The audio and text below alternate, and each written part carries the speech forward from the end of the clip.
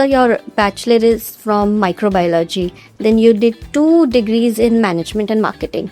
And then you started your career with sales front. What made you think of, like, after microbiology you started with the marketing and everything? What was that shift which made you think that I should take this part? Well, frankly speaking, microbiology was an accident. Really? Yeah. In your experience, like, what leadership behaviors looks very good on the surface level, but those are the ones who hurts the organization? So they are constantly evolving their own style to try and please somebody. And that's where authenticity loses itself. Is your leadership beyond your title is what is most important. And for that, leadership is a privilege. Leadership is a responsibility. Politics teaches you so much. Politics teaches you strategies. Geopolitics today is such a game changer today for all of us. We like it or no, we are impacted. You have to know what happens in the world. And if I think 6 months, I will bleed a little, but my leader will learn a bigger lesson, I will let him do that mistake. Then as a leader, it is your farsightedness to observe what lesson, if the person fails, will make the person learn more. Technology is in the hands of people who are few in number. Frontline, whether it is in the sales or in the factory shop floors, they are less exposed to technology than the people who are sitting behind the desk. So today we are very technology savvy at the head office function. But the minute you start going down the line, it is not reaching out as much. They have not been staying in tune with changing times. And hence, when a change happens, they are caught off guard. Technically, they are not caught off guard. They chose to remain where they were. So people who have a mindset to challenge and do anything are still able to resurrect themselves. But the people who are not, they will languish.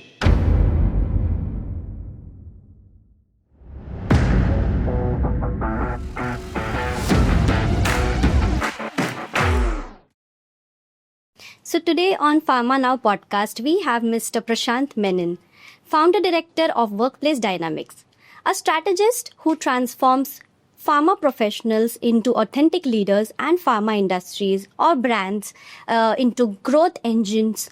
So how are you, Mr. Prashant, sir? How are you doing? Thank you so much, Kadamari. So, sir, your journey has truly been inspiring, from field to MD's chair. And I don't think so, like, people have these kind of, like, it's very not so common journey, I would say, I've came across.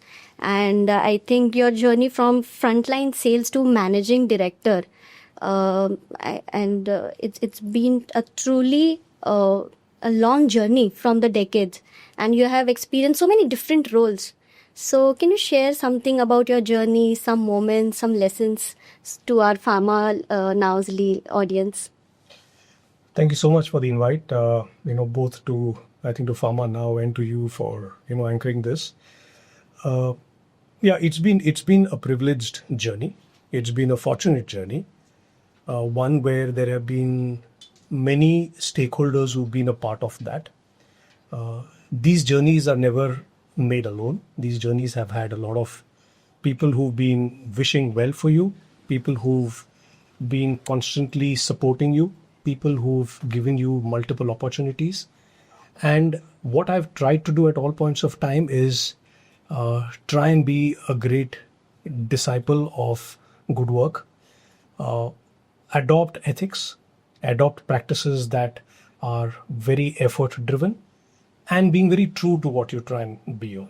So this journey has been panned over the last maybe more than 27 years. Yes, my journey started in frontline sales, where I first was in non-pharma for a very short time. So that gave me a very different energy when you try and meet people. And I think I have been kind of social for quite some time during my college days and school days. So that probably rubbed off, and why I thought sales and marketing could be a career for me. So I got into sales and spent in some time in a non-pharma setup, which was more into the IT support, devices. There I spent in around 6.5 months, and during one of those work tenures, one of the clients, the first pharma client that I had as buying was Cipla, and it was in Vikhroli, and I at that time it was a Cipla's plant, and I was constantly trying to crack in for some kind of a sale, which didn't happen finally. And when there was a walk-in interview for the frontline sales position in Cipla, I thought, why not try for it? And that's when I tried to put my science background, my educational background of microbiology to better use. And hence, the journey started in pharma, started with Cipla at that point of time, spent in time in the sales first, was based out of Mumbai in sales, then as a first line manager, as a second line manager.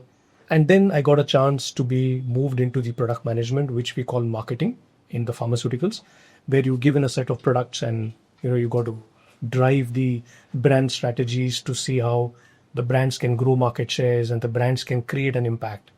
And I was very fortunate in the early part of my career to get into a therapy which is very passionate for Cipla, not only in India but globally, which was the respiratory field. Today, if there is a company that is known for its respiratory care, it is Cipla, undoubtedly. And I came in at a time when the company was moving to the next level of foray into the respiratory medicine. So those were times when I could learn a lot with the management, working very closely, understanding brands, understanding patients and their issues. Because today, patient centricity is a big buzzword in pharma. Yes. Right? And we at that time in Cipla practiced it in the late 90s. Now, it has only become a massive, let's say, agenda for organizations today. But those were one of the key areas that Cipla focused a lot at that point of time. So from there, I moved into a few other companies. I then continued my marketing journey, went into a few other large companies like Sun and Ranbaxy, where I spent in time. So what I want to, convey through your platform is the first maybe 10 to 15 years of one's career is a very important fundamental place, right? And it's important to ground and anchor yourself very strongly in your first 2-3 companies that you work for. Because if you can gain a very strong footing, you will see its implication and amplification later on. But people who are extremely wavering in the first 5 to 10 years of your career, they find that anchoring very difficult. So what I would always find that was beneficial to me, which I keep telling a lot of young people that I talk to, is that anchor yourself in the first 10-15 years. Probably not more than 1-2 companies or 3 at best. Because the minute you spend in 4 to 5 years in an organization, you start to contribute better. Because you've understood the company in the first 2-3 years, you've understood what your role is, what can be your impact and influence. And by the time it is year 4, 5, 6, 7, you actually start giving back to the organization and you reap the benefits. So that worked beautifully for me in the first 15, 16 years of my career with 3 large organizations. And I moved from the sales to marketing, and I reached the highest level in marketing, and then started my journey of general management, where I was handling the P&L, as we call the profit and loss for a business unit, again with large organizations like Alchem, then 3 divisions in Glenmark, a company that was very strongly known for its dermatology business, besides the cardiology that they were very, very good at. Then came to larger roles of handling multiple teams, multiple, let's say, business units, large teams and thousands, with my next company, that was Alembic, where I spent in time as a cluster head handling around close to 10 business units at that time, which was half of the business volume for the large organization. And every stint of mine, I think, allowed me to understand new phases of myself as a person, as a leader, and as a team player. Because as you move up, there are more people watching you, there are more people judging you, and it becomes very important for you to stay true to what you belong to. And then in my final years of corporate life, where I moved into from a cluster head level roles, handling multiple divisions, to the director level and managing director, handling India and Sri Lanka in my last role, And it has been great because manufacturing was something that I never had a direct hand on. We would only interact with people, we would go to plants. But learning that in my last assignment, a little on what manufacturing is and how they work, probably made me a better professional. I mean, I started empathizing a lot more with the plant, the functioning of it, because the plant and the business are chalk and cheese in terms of the disciplines that they adopt and they follow. The plant is a far more structured, a far more rigid, and no nonsense, no non-compliances. In the business side, you're far more flexible. You are far more dynamic in the way you operate. And hence, you tend to take decisions with much lesser information. In a plant scenario, you don't need to get into such scenarios unless you are into the R&D space of it. But most parts of the plant function in a very, very structured manner. So here was a time when, towards the fag end of my corporate career, I got a chance to revisit that structure, which is very important because I came in from sales marketing throughout, which had a very different outlook.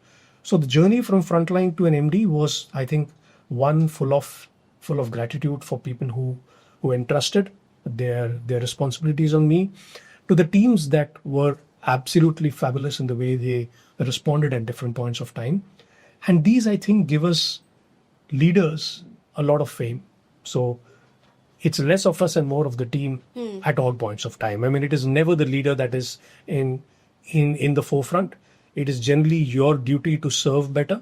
And hence, if you are in the ring side, it's always better because your team is then on the front. And that's what I think every leader aspires to be. I mean, they want to leave a legacy of good work.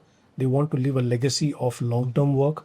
And that legacy will come in when you have spent in some good time, some honest time, some very true times with people that you care, because companies are about people, right? And brands are your carriers to reach out to your larger audiences. In our case, in pharma, it is to do with the patients who consume the medicines.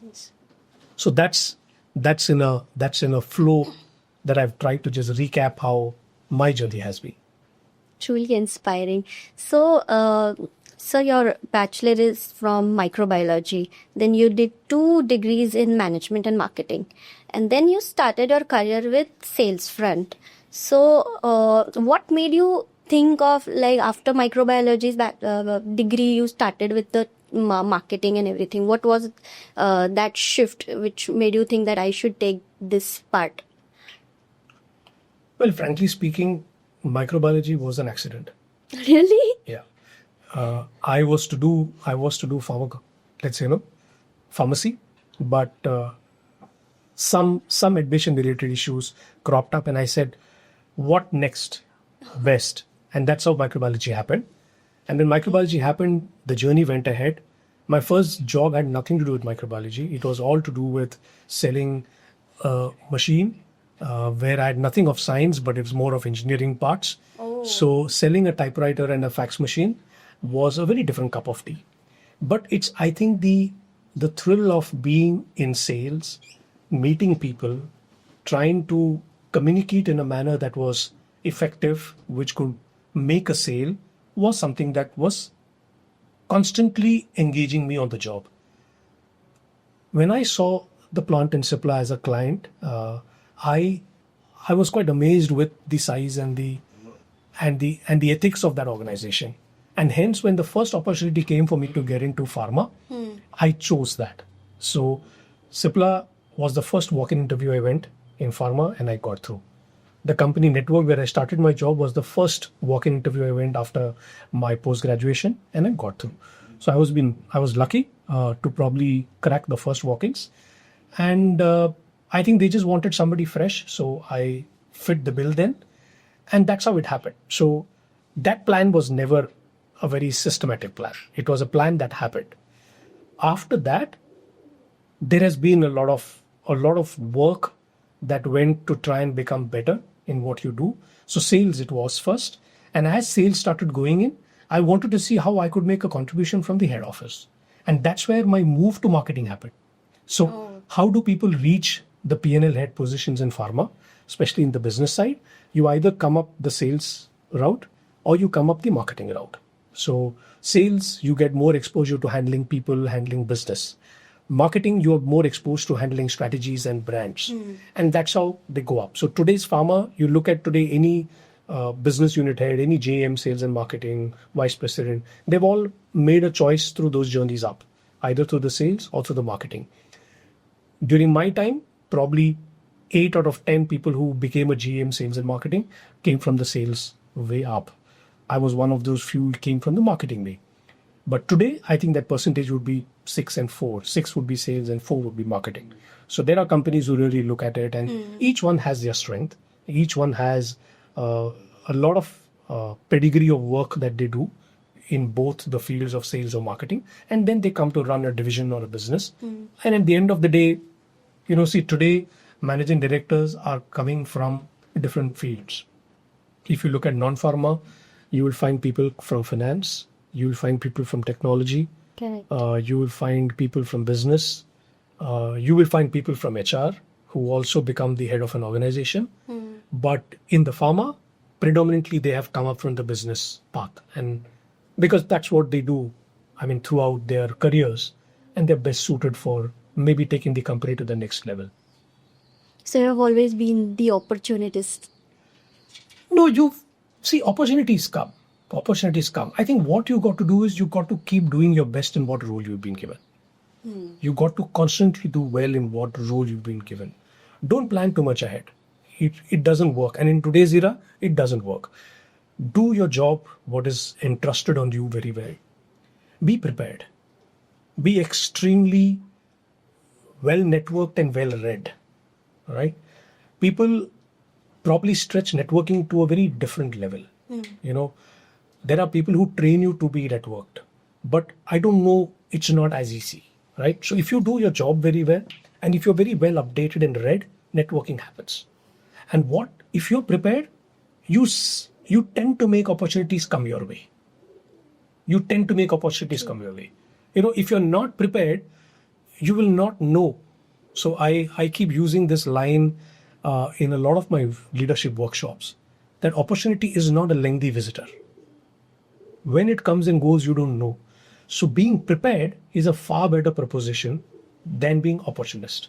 Because when you're prepared, you're always going to sense what comes your way and you will grab it. And hence, be very natural at how you do that. Because if you're authentic, then it will stay and it will relate with people.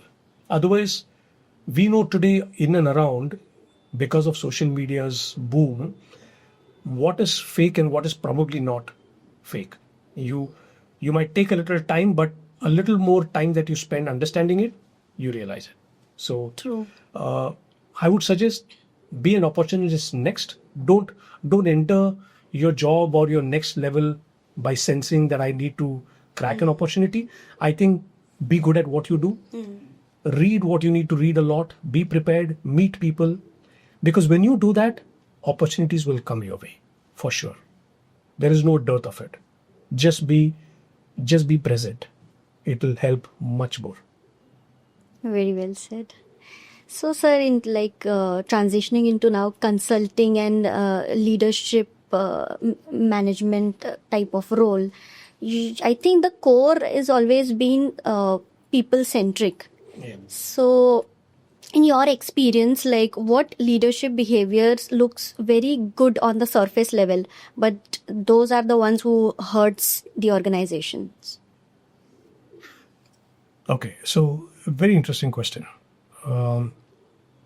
See, the two forms of how I see leadership as I witness, there are some set of leaders who are very, others centric, which means I will do things which will please others. Okay. So they are constantly evolving their own style to try and please somebody. And that's where authenticity loses itself. There are some set of leaders who are extremely, self-obsessed. They are very, very confident of what they do. And hence they have a tendency to probably ignore the right signals that come from outside. So when you're too self-centric or when you're too other-centric, both styles of leadership, whoever we see around will generally do not lead last. They will not live long on their journey on leadership. Now, what you need to have is a balance, right? You can be other-centric but listening more. Rather than being a yes man, listen more, because somewhere you will be able to understand what they need and how you need to step in. Right? So I keep looking at leadership as, if I have to put an acronym to it, I will put leadership as an acronym of PROD, P-R-O-D. Okay. What is PROD? Leadership is a privilege to start with. Not everybody is a leader, right? You are selected to become a leader. Now, leadership is beyond a title. A title gives you the job of a CEO, a manager, a senior manager. It gives you a title. Does that get you a follower? The answer is, till the time you have a title, a followership happens. Because you are in the position, you are in that chair. Is your leadership beyond your title is what is most important. And for that, leadership is a privilege. Leadership is a responsibility. The PROD R is a responsibility. You're there to do something. You're there to do something. The O is, it's an opportunity. It's an opportunity to make a difference. It's an opportunity to create an impact and influence. And the last D's, leadership, is all about demonstration. Because people see you. Yes. People watch it. Right? What you say does not make a difference as much as what you do. So privilege, responsibility, opportunity, and demonstration. For me, the PROD in a leadership is very important for anybody who wants to embody that spirit of leadership. Because leadership is not to command. The days of command, control are all outdated. And most leadership gurus will today proclaim the same. Leadership is an opportunity for you to serve. Are you serving your team the best? Are you serving your organization the best? Are you serving your customers the best? Are you serving the society the best? Because if you are serving, it becomes great. Because that's where leadership truly stands the test of time, beyond a designation. I have left corporate for the last 5 years now. For the 5 years, I'm on my own, doing my consulting piece, doing my leadership development, doing my executive coaching. And I don't have a title. But if people come to me, they come to me because of what Prashant was to them. Because there is no reason for them to come to me today. So they will only come to you if you made a difference to them. Can you aspire to be that person? And for that, be as natural as you can. Because that is what will stand. That is what will stand throughout the whole time. So you can't put a face. You can't have a facade. So those leaderships never work. So leadership who are others-oriented, leadership who are self-oriented, generally will have a shorter term as a leader, for sure. Or those who pretend to, Yeah. rather than being authentic. Oh yes. And in today, with the kind of exposure of data, information, people, media, it's very quick to recognize that. Some people we probably recognize the farce in you earlier than later, but they will recognize it. Yes. Right? Because if you don't demonstrate, then you know that somewhere or the other you will give up on what is your true self. So you're right. It is about how you can stay consistent in what you do. So as the founder of a strategy consulting and leadership development company, what key qualities do you believe set outstanding leaders apart from just good leaders? See, outstanding leaders, as I see, they are people who are constantly having a bias for action, right? There is no complacency in them, right? They take risks. They take decisions with very often not the complete picture. They are ready to face the consequences. They are ready to be accountable for what they decide, right? And they have a stand on what they do. Whether it's people related, it's policy related, it's process related. They're ready to take a stand on what they are all about. Now, these are leaders who are generally outstanding, as compared to leaders who will wait to be told, who will wait for a so-called opportunity, who will wait for something to happen. Now, those are leaders who are always playing catch-up. And when you play catch-up, maybe they're very great executioners, but it will take them to a certain level ahead. It may not always take them beyond. And that's where outstanding leaders are ones who really step out from the comfort zone. They are ready to challenge something that is status quo. They're ready to try something that they've never tried before. They bet on people that one might think very ordinary. So they are the ones who are always sensing action, having a bias for action, ready to operate with limited resources, and ready to fail. When you do that, I think these leaders generally are outstanding. And there are quite a few. There are quite a few that I keep hearing, seeing, meeting. And I keep getting inspired by their stories because they all teach you a lesson or two at every point of time. I mean, every day you pick up anything to read, you will discover people like them. You will discover, and they can come from any walk of life. They can come from any walk of life. I mean, pharma and beyond, it will be there. It is there. Are you opening up yourself to be exposed to them and learn from them? That's what outstanding leaders do. They don't do the run of the mill kind. They don't do the cookie cutters. They do something that is different. And they're ready to say, I will fail, but let us try it out. And that's how you have some great organizations. Why they are great is because the percentage of outstanding leaders are larger there. It's the culture of the organization that gives them that space to experiment, gives them that space to do well.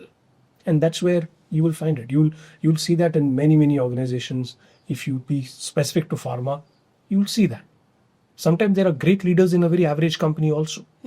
Now, if the company gives him that opportunity or her that opportunity, they will do it. But if not, this guy will find something that is better fit for themselves. Correct. So that's for me the outstanding and the good leaders. Good leader. Yeah. A great insight, because I think that is what make them sets apart from a good leader, that having to fail. And it says that the sooner you fail or the more you fail, it's like more learnings you get out of it. Yeah. And I think what is one failure story of yours? Like, would you like to share any story? Maybe a failure. Many. There are many failures. I mean, when you think you tend to have mastered it, that's one big fairy tale signature of being failing. Because at any point of time, if you're not prepared, there have been instances when we've had brand launches and we've not done the homework right. We've not done the communication to the field team right. We've not positioned the product right. We failed. We failed in that opportunity. We failed in an opportunity when I tried to say that a brand launch is meant to increase market share, but it is not doing that job. It is just probably helping some initial sales billing. I have failed in that journey. I failed in people, let's say, recognizing who sometimes the right people are. Because a lot of times when you handle large teams, because the larger the team, the greater the distance that you have from the front line. And whenever I failed in having less skip level conversations, I've always not had the best out of my team. So I have failed sometimes in people management. I have failed sometimes in recognizing people. I have failed sometimes in launching great brands. I failed sometimes to take a decision much earlier on. When I know that this is probably not the right sign, I have tried to wait for more information. I have tried to wait for the right time, and it has never happened. And it has been costly. It has been costly in the sense probably you could have done better damage control earlier on. So you are unnecessarily. So there have been multiple failures. And the best part is, how are you recouping yourself after these failures? One, have I been open enough in telling, I think we did this wrong? I have generally, I think, been very open.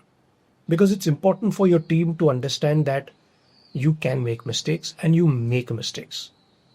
Because if you as a leader don't display that kind of vulnerability, that kind of psychological safety in a team, then the people below you will never come up with the right reasons why they have failed.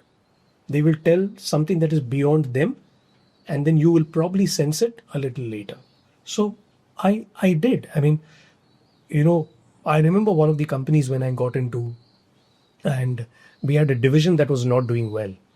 And the division was already identified to be closed down. And I looked at the data points. The data points gave very clear indication that this business is not going to really do well. But since I was new, I think I wanted to be not known as a guy who comes and shuts down a division. I wanted to be known as a guy who gives it a try. I asked the MD of the company that give me 1 year to really look at, resurrecting this business. He says, I don't think much will come out, but if you want a year, I will give it to you. Now, it was my smallest business unit. So it didn't make a difference on the top line as well as the bottom line. But I said, no, I would like to try it. Because somewhere I didn't want to have a bad name as soon as I entered an organization. I got into the year, the first 6 months, we tried to put things right, but there were multiple issues to be addressed, which probably the previous team and the management were trying to do it. We tried to, set things right, and I knew it was not going to be right somewhere after 6 months of the year. And I told my MD that you were right, I should have shut it down the minute I got into the organization. And he says, no problem. Since you wanted to give it a try, I was okay. Now that also showed me the ability of the management to give me a free hand in thinking. Because it didn't cost us financially too much, it was fine. It was one of the smallest teams, so I could absorb the people in and around. But what if this was a larger one? On the same organization, we had to take a hard call on a senior leader. And that hard call was to be taken after somebody in my position had joined. And when I joined, I think there was that hard call to be taken and we took it. So there were being examples like these in different companies, things where I could have probably gone ahead with the decision already made, but I wanted to probably prove something different. In many cases, I know it will not work. So I've been wiser after that. So after every such episode of a failure, whether it's managing a business or a brand or people or a team or a decision or a policy, I think I've always understood that it is important for me to, consider the current reality, study that more rather than delay something which is inevitable. So those were failures for me, which has been a lesson. Different organizations, different experiences come up. And today in my consulting journey, when I see those things reappearing in my clients' organizations, I'm very quick in sharing my experiences with them and giving them a perspective that let's think on these lines. It works quite often. Somewhere it doesn't work. Like how I was, there is somebody in that team who feels they would like to be given another chance.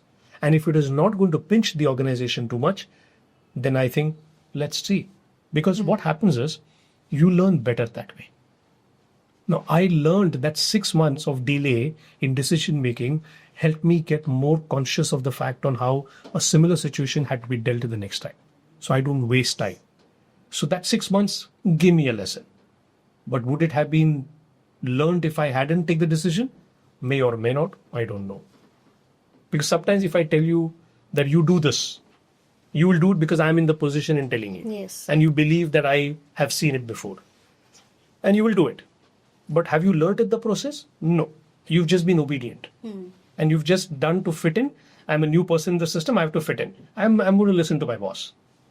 But what happens if you have a strong view and you want to try it? And if I think 6 months, I will bleed a little, but my leader will learn a bigger lesson, I will let him do that mistake. Okay. So mistakes are important, failures are important. And as a leader, it is your farsightedness to observe what lesson, if the person fails, will make the person learn more. Let them do the mistake. Let them commit the mistake. It happens so often. When I know this is not going to work, I said this is, when we pick up people, like hiring is a very important aspect, right? I mean, in our business teams, we handle the largest manpower in the organization. Any sales team is one of the largest. So when we look at so many interviews, every year you interview hundreds of people. And when you interview so many people, you are able to spot. The guy at the front is very passionate about the candidate that he's got. And he tries everything to try and push the candidature ahead. And you as a leader who's seen it before, this will not work. sometimes if you think that it is going to be detrimental at that point of time, you are very hard and say, no, this is a no-go. But sometimes you know that by saying yes to somebody, I will not, or I will have an inexpensive lesson to be learned. I will still go ahead and say, you try it out. This is what I feel it will happen, but let's go ahead with your gut feel. Let's go ahead with your ownership. Do it. The minute it goes wrong, the person is a lot more wiser. And then it is important for the person to learn from that. But if the same mistake gets committed again, then I think leaders are generally, ready to be tough, and you have to be tough. So failures have been an important part of my journey. It still continues to be, where if I am not prepared, then I generally will not be as successful. So every time I remind myself that preparation is important and discipline in your work is very, very crucial. I mean, there has been no change in my work life pattern, even after I left active corporate. Because once you come into consulting, you generally have a tendency to take it a little slow. Yes. Right? For me, this part of workplace dynamics was never a retirement agenda. It was always an agenda where I had to give a lot more to the industry, where I could learn a lot. And today, I have. Today, 5 years since then, with more than 40 companies that I work with at different times of the year and years, I have learned so much as an individual. I mean, in 35 years of time, would you have got exposed to 45 companies? The answer is no, because you stay longer in work. But as a consultant, I think that gives you a great opportunity to know cultures, people, leaders, working styles, success, failures. I mean, it's an amazing lesson that I can't complain about. So when you used to work into marketing, you were like more into brands or products. But now when you are into consulting, you're more into people. And I think this is more a deeper system change. Because people are the ones who create the brands or who create the products. So but this is also very important to resonate with people, because once you not resonate the connection, we don't find the connection between two people. So how do you resonate with people? So people has always been there, because the minute you are a leader, the minute you're a manager, you have a team under you, right? And as you grow up, the team size increases, complexity increases, scale increases. So people have always been a very core part of my functioning, always, right? Otherwise, it's not easy for you to be connected to people when you make a career change. If that's not been a part of you, it's not very easy. So people have always been there. What I do today is, today I look at helping strategy and business consulting for companies who want to move to the next level, or for divisions that want to become better than what they are today, or for brands that want to scale bigger. And in doing these agendas, I am dealing with people who are handling these responsibilities. So I address both the aspects. One is I support organizations in giving new perspectives or different perspectives on strategy and business. And by doing that, I also know their people better. I coach them, I train them, I mentor them as and where it is needed. I discuss and dialogue with them as and how it is needed. So people and companies have always been coexisting for me, even then and even today. Today, the spread is much larger, because with different sized organizations that I work with, from the top companies to mid-size to small, it's a great I think platform to learn and experience. And people centricity is important, because if I didn't like people then it is very difficult for me to like now. Yes. Right? It's not a hat to very quickly switch. You have to genuinely feel for people. And if you genuinely feel for people, I think you will resonate with them. So I have, in a week, there are multiple number of people that I connect with beyond my projects. And these are people with whom I've either worked before, or people who have come in contact in the last few years, people who follow me on social media, they reach out. I mean, they reach out separately to either, share an experience, seek an opinion, seek an advice, whatever be it. But there are constant conversations that keep happening. So that keeps you alive. I mean, that keeps you alive, that keeps you relevant. And it's nice. It's nice because we all deal with people. I mean, they're the most important assets for any organization. And the better you handle people, the better you work with people, I think organizations scale growth better than others. So talking about resonating with people and the failures you talk about, like how many times you have failed in your career, and then you have been taking those as a case studies and consulting people in future. So talking about all these failures and resonance, are there any qualities in leaders like you resonate more about, more likely to, or like, अरे ये तो मेरे जैसा है, ये तो if I look back at like 25 years back या maybe 20 years back, ऐसा तो मैं भी था. So then you tackle that person in a very different way. So ऐसी कोई story है? काफी है. In fact, just the week we began, so I'm running this program for a senior leadership team of a company. It's a 12-month journey, and there are monthly interventions that I do. And this monthly intervention is a blend of 1 month is a workshop, in-person workshop. The second month is a one-to-one coaching. So it works in both accounts. The workshops are more to do with organizational requirements, and the one-to-one coaching is more to do with the individual requirements. Now, where I see a couple of young people are two key aspects. One is on how curious the person is, right? Generally, what we observe, curiosity starts declining as people gain experience. Curiosity starts declining as people become more successful. Because both of this are great antidotes for curiosity, successful and experience. Because I think I know it, I think I've done it, and I think there's nothing more that can be done. So when I start seeing young leadership in the middle management who are constantly asking you the right questions, who are constantly ready to try out something new. In one of those recent batches, I saw a couple of them who fit exactly that. And they're young people, they're probably around 15, 18 years into the industry. They have that fire to learn something more. They're willing to try out something new. And after every session, they are promptly on the sidelines sending me what are their implementation plans. Now, this is very, very important. A great program is done by many companies, but the actual learning of the program is in the application of it. How many times are you applying what you learn is very important. So when I see people in every session of mine, there are a bunch of 5 to 10% only, sadly, who actually will implement something in the first 48 hours to 72 hours.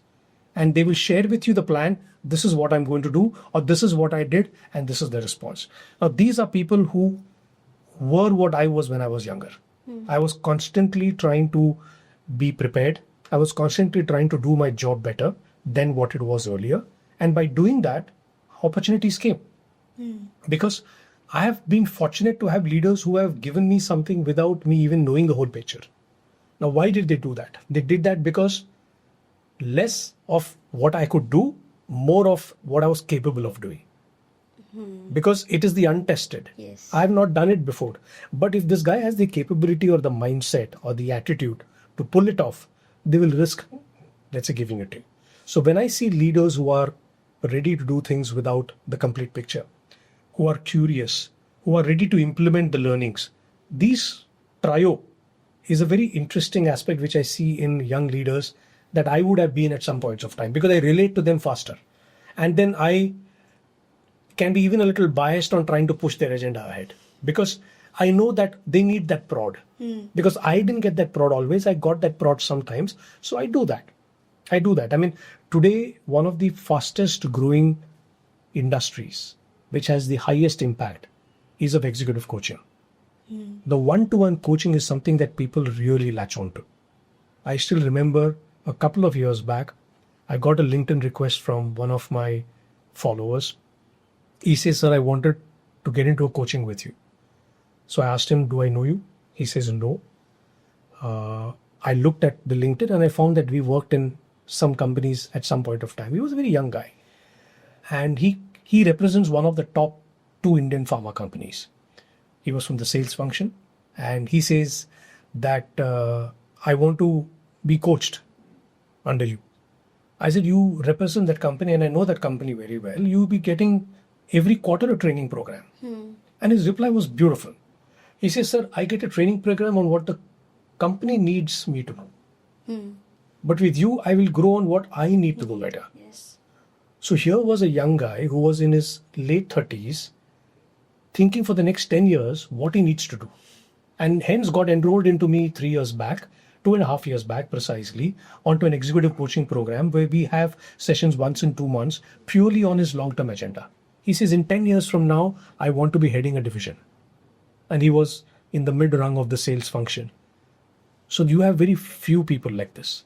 But when such people come out, I'm very eager to go out of my way to try and provide the best atmosphere, the best learning opportunity, because it's not often you see this. The more you see this, I think every sphere, whether it is pharma or non-pharma, will always impact very well. Because today in my coaching journey, I have a lot of non-pharma clients as well. And it gives me another way to look at things. And I not only learn, because every coaching that I do to others, it's also a self-reflection journey for me. And that makes you a better coach. When you coach others, you become a better coach. Yes. The others impacting is secondary, but your own primary development is very, very evident in such interventions. So yes, when I see people who are curious, who are willing to do it, who are disciplined in implementing, I see a lot of younger me there, because I was that. I am still to a good extent that. Some things would have waned a little, but largely I am that. Yeah. But like these skills are very on paper skills you are talking about. I think you have been like coping with one challenge since your childhood is like stammering. So can you share that story of yours? Well, that's an interesting story. I mean, a lot of people don't know about it, but yes, when I began my schooling and my early college and my early work, I would have this challenge to start sentences. And it would be very awkward in front of a group. And because I was in sales, I'm facing customers. There's a sales team meeting happening and I have a challenge. And my closest people knew that he has a challenge to start a sentence. And it was very embarrassing. It was very awkward. When one fine day, one of my doctor clients saw me and said, "Prashant, why don't you, it's a very small issue in speech correction that you need. Probably go and meet a speech therapist."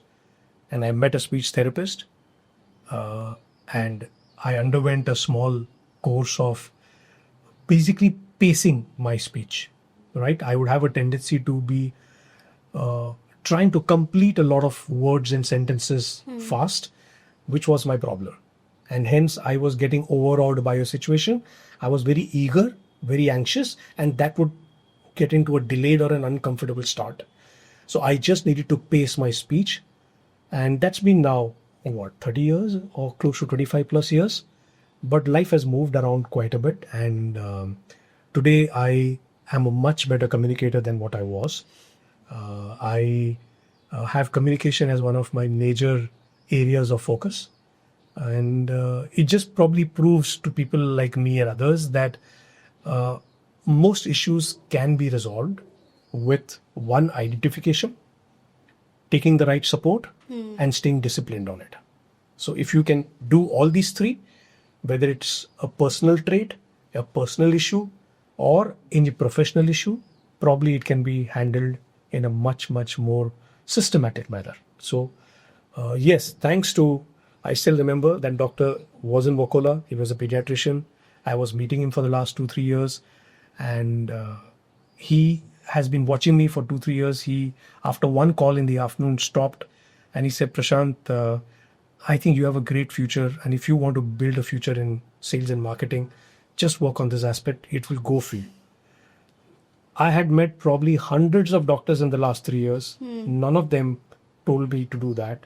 He wrote down the name of the doctor. He was a Goregaon West doctor. He wrote the name, gave the number, take my name, go and meet him. Go and meet him today evening, he insisted. And I went and met him. And it's history since then. It's history. I mean, even today when I pass that road, a lot has changed. That doctor is no more. But I show people who are very close to me, my family, that this is where I first went. And a lot of my family doesn't know about it because when they met me, I was very different. So, but yeah, a lot of my college friends, a lot of my school friends, my childhood friends, they see this massive change in me, a very, very massive change. So they're the ones who generally, push me to share that story. But the ones who I know for the last 25 years have seen me like this. So they don't know that part of the story. So I don't know how you dug into it, but yes. So that was my story of mastering over a little bit of a starting trouble in speech long back. But I think today I have fairly overcome it, I would say.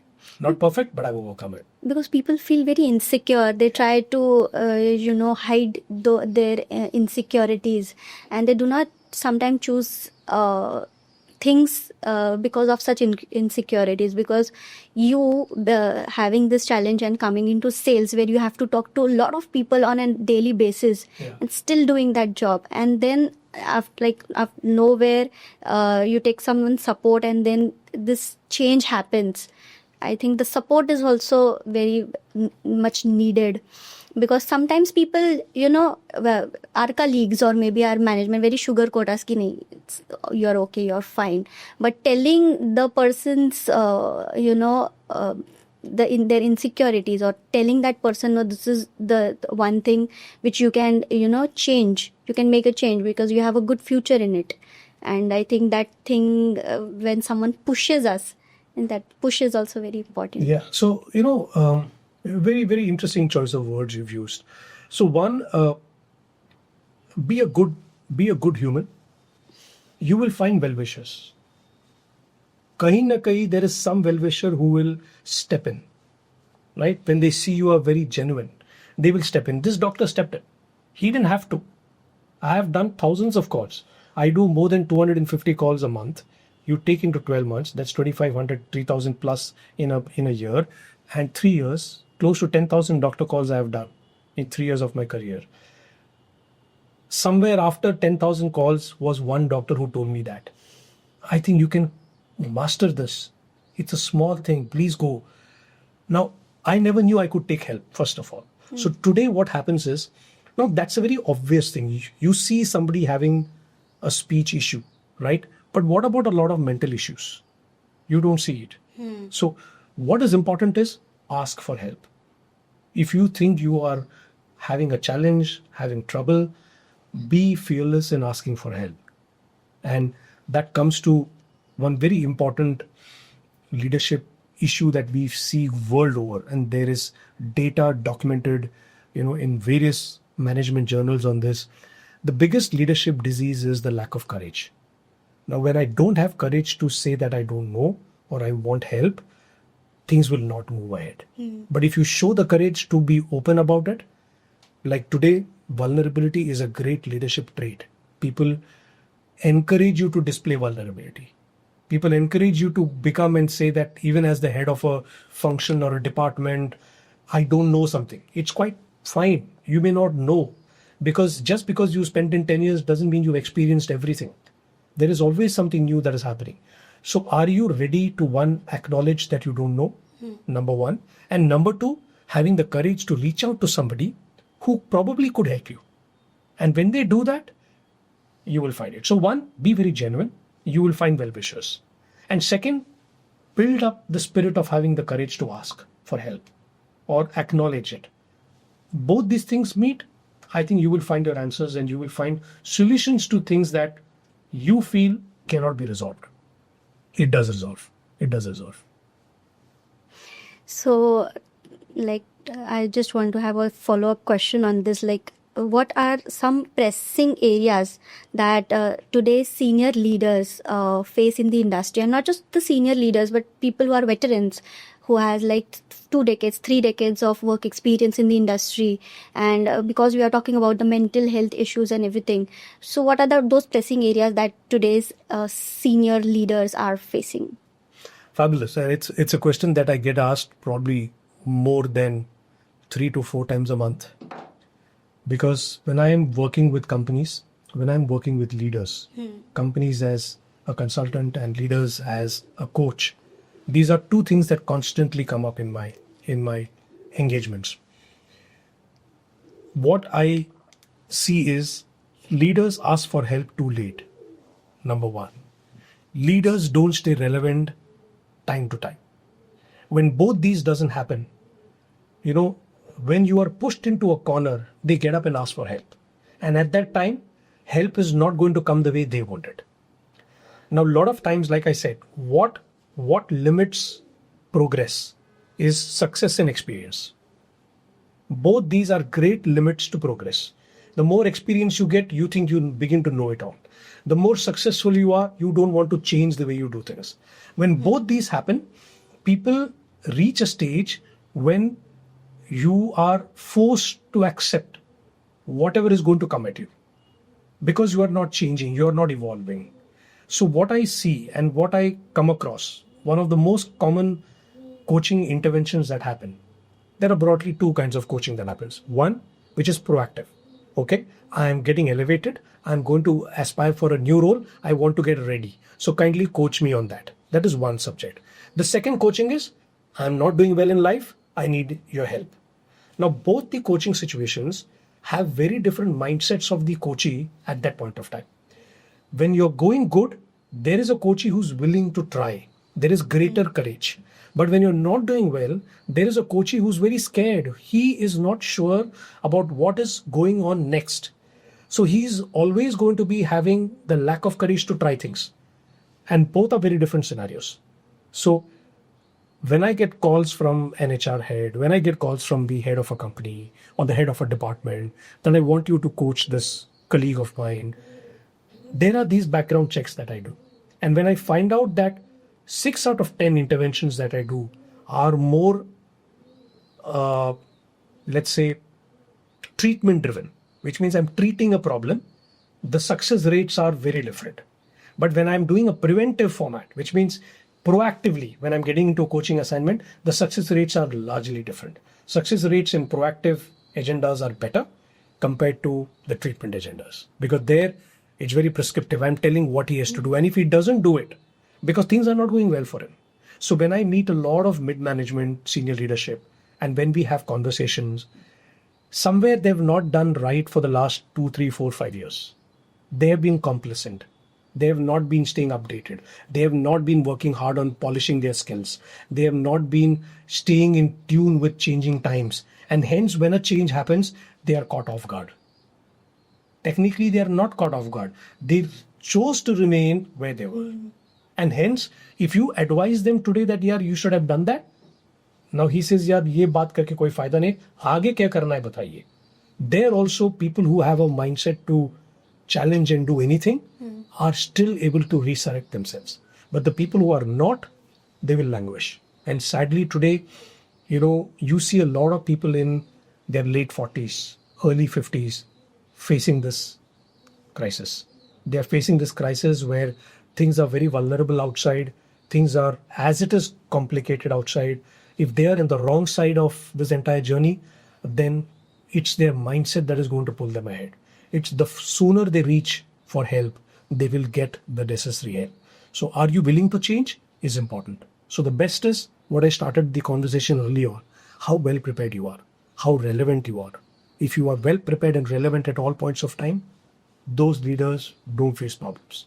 They're always making the change. They're not changing with what has been entrusted to them.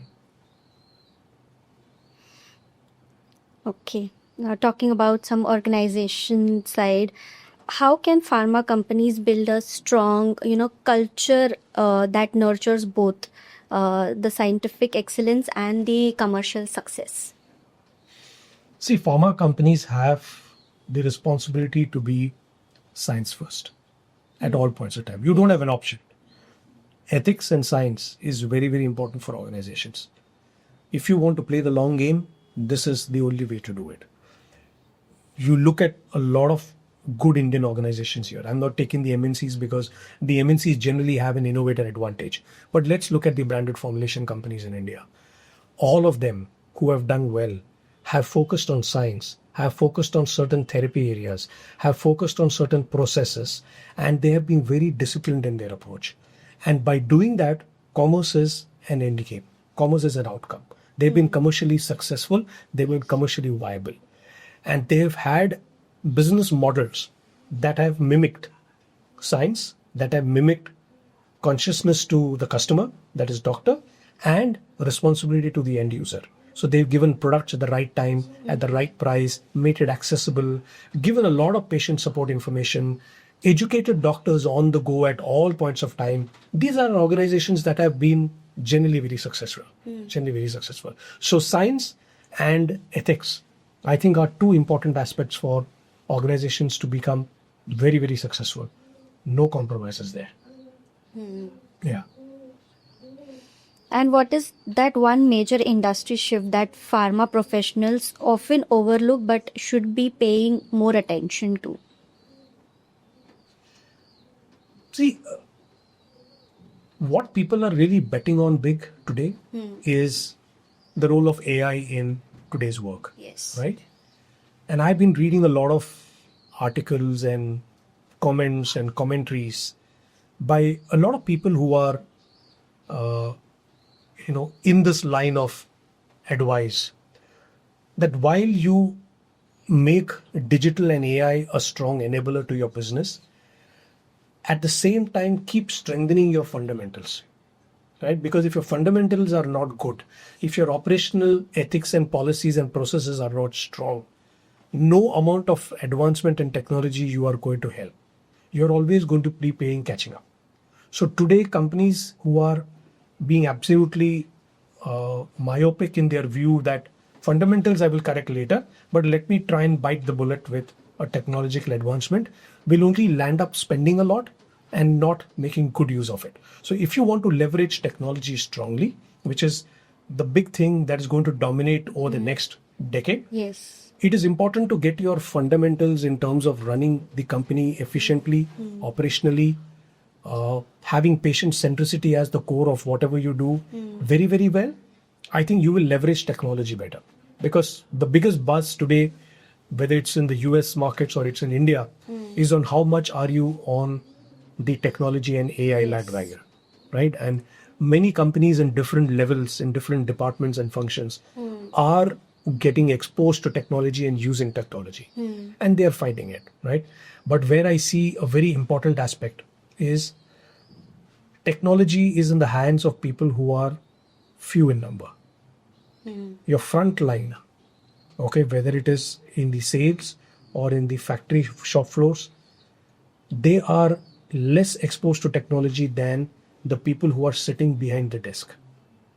And the minute technology reaches out to your front line in every organization, the adoption of technology and the impact of technology will be better. So today we are very technology savvy at the head office function. But the minute you start going down the line, it is not reaching out as much, right? What is needed there are more of conversations, because they understand conversations more than a plain app, than a plain technology. So if your technology can be more conversational with your front line, you will see adoption and leveraging of technology right through the system in the organization far better than before. And this is where companies probably need to spend a lot more time devising strategies where technology is more conversational at the front line, rather than keeping it limited to the few in the mid and the senior management. Correct. Yeah. Very true. Sir, like talking about AI and technology, you have also multiple certifications like ICF, the International Coaching Federation. I think your LinkedIn profile says a lot, so I don't have to mention everything over here. So, like many of them you have done during your lockdown days. So, was this the ability to seize opportunities and upskill a result of discipline, or it has always been a natural part of your personality? Yeah. So during 2020 is the time when I decided to start on my own. Right. I started Workplace Dynamics in the October of 2020. So when I was starting the company, when I decided to move out of active corporate and get into this side of the line function, it was important for me to be structurally and systematically trained on something, right? So coaching was a natural evolution for me because as a leader, you coach in your work. Yes. But our coaching is more of training and mentoring. Coaching by discipline is more the ability to ask powerful questions, and it's a more exploratory journey for the client. Now, this is something where I needed to have training. I needed to have structured training. And that is why it was very important for me to be certified by world-renowned coaching institutes, because I had to give a better result to my clients. When I am going to be a full-time coach, a leadership coach, an executive coach, I have to have more training than what I had before. So what I had before was more organic, which comes with the role, right? You're working for 5, 10, 20, 25 years. You learn on the job and you coach on the job. But this coaching was very different. This is really professional coaching. So when you are a professionally certified coach, I think it adds on to a different dimension to your ability to help and impact others. So it was very important for me to structure that as a part of my future, and hence the leadership coaching certifications were important for me, which took around a year plus to get trained and coached on it. So I had to get coached myself, get trained myself. And that's an ongoing process because that certification has got only a 3-year validity. So you've got to constantly keep evolving. So every second year I am getting trained in coaching and mentoring, which is important from experts in that field. So that's how I keep, getting trained and coached myself. Because if I am practicing that, I also need to be, preaching it. So I need to be really trained myself. And you will see me getting into this every 3 years because it is important. It is important to stay attuned with what latest is happening. To stay updated. Yeah. So that lockdown is a coincidence because that is the time I decided to go on my own. Oh. So it's now 5 years since then. So it was planned to be trained and coached at that point of time. No, very true. Because like learning shouldn't stop. And as you said that when people get successful or they have a lot of experience, they think that they know everything. But that is not the thing. When you have to, stay updated with what is happening, how to resonate, how to keep up with the relevant stuff. And I think such certifications are very important because as you said, you have to also practice what you preach. Yeah. So this way, typically for me, a month looks like 1/3 of my month has a lot of consulting engagements. 1/3 of my month goes into leadership engagements, which is workshops come coaching. 1/3 of my month goes into preparing and reading. Because if I don't, that 2/3 has no impact. Yes. So I have to constantly be updated with different trends, non-pharma, pharma, and try and bring that into my 2/3 of my work. Otherwise, that 2/3 will never be good.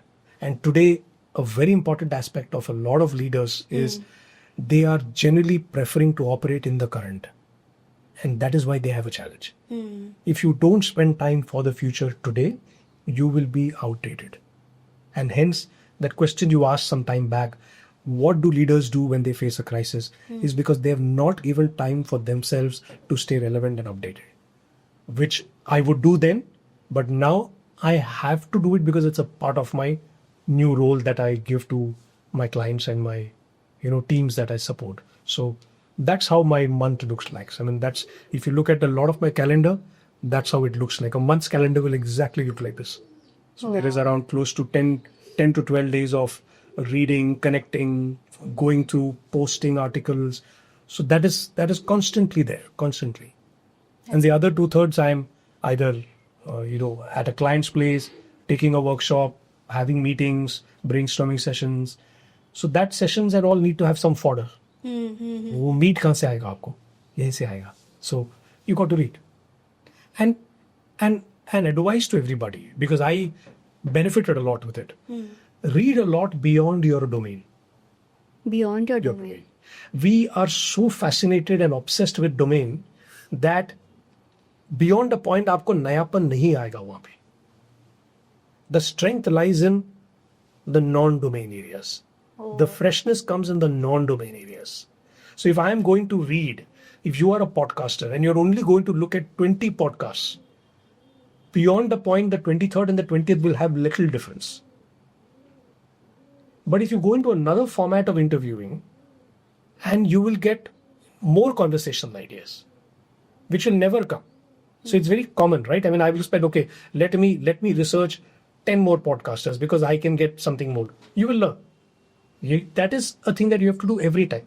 So in my 1/3 of my time, so if 10 days I spend in a month researching on things, more than 50 to 60% is on non-pharma. Okay. That is the only way I can bring freshness to my perspectives. Otherwise, I will be jaded. I will not be reached out and I will not be relevant to my audiences. So that is important. Spend time in non-domain research, non-domain experiential learning. You will go places. And there is a lot. There's a lot in the industry, in the sense, all industries, that you can pick a thing or two. So you have also been awarded as 100 most influential persons in marketing. And I, being from the marketing background and very fond of my domain, I think I should take that lesson and I should read more apart from my domain. Oh yes, read a lot. Politics teaches you so much. Politics teaches you strategies. Geopolitics today is such a game changer today for all of us. We like it or no, we are impacted. You have to know what happens in the world. Correct? What happens in other industries? It helps you. What is the HR of another function doing? What are certain manufacturing practices of another industry doing? It teaches you something. And when you learn that, not everything is applicable in your next assignment, but something will come somewhere. And that's what we say, right? You connect the dots later. You never connect the dots today. जो मैं आज कर रहा हूं मुझे पता नहीं वो कल कब काम आएगा. But if it comes and if it's a regular practice, then you will connect the dots better. And you will connect the dots with newer lines. नहीं तो आपके वही line आएंगे. That is why it is very important. Learn, research from non-domain areas as well. You will have something new to offer on the table than the others. Because most people, 9 on 10 people, are busy trying to strengthen domain. वो तो करना ही है, but they spend 100% of time only on domain, and that's where the mistake is. Very true. This is really amazing takeaway for all the listeners who are listening. So last couple of questions we'll take. Sir, you are being so busy. How do you manage your work-life balance, or is there any hobbies or favorite activities you do to unwind yourself? That's a tough question because there is no particular hobby as such. I mean, I like to read. I like to laze around sometimes, but with so much of things happening, you sometimes feel a little guilty to laze around. But I think my hobbies are probably listening to music. I like music. I like reading a lot of things, which could be both digital and physical reading, because that's another thing that is today, over the last few years, digital reading and content has become very, very popular. I try to look at different people, where I try and connect and see what is in it that I could pick up or do or know. So those are the ways I try and unwind. There are some days which are very busy. There are some weeks which are very busy. There are some days which are far more less pacey. in those days, I try and unwind a little, probably spend some time with family, friends, keep calling once in a while. So we do that, chat up also. But yeah, there's no specific way to unwind. I don't have a particular hobby that I can say that, I do this, I do that. But I think it's time to find a hobby. I would say this question has triggered me more to probably find a hobby that I can unwind in a little different manner, and that's important. That's important. I know a lot of people who have a hobby and they're very passionate about it, and I think that's something which is there on my to-do list, and I don't have it as yet. So I hope I can pick up a hobby if we meet again in another interview. Maybe I'll have something to share with you. Great. Great, Prashant sir. It was really nice having you and so much valuable insights we have got. And I think there are a lot of takeaways that the listeners will be noting it down. So thank you for coming and joining us in Pharma Now. Thank you so much, Kadambari, for your invite and for your gracious time. I think it's been a pleasure to know the team from Pharma Now. I know there's been some good work that you are doing over the last 2 years. You are active. I liked your book, your journal very well. I think you'll have a magazine. Yes. I in fact liked it. I was given a copy of it, and it's very beautifully conceptualized. I would say it doesn't look like a very young magazine in action, because there's a lot of experience that has gone behind it. It's very contemporary, and I must make a note of it because I loved it as a book. And keep doing good work. I'm sure our paths will cross, and best wishes to you as well as the organization. Thank you, sir. Thank you. Thank We you are so all much. about the community. Yes. Thank you so much. Thank you.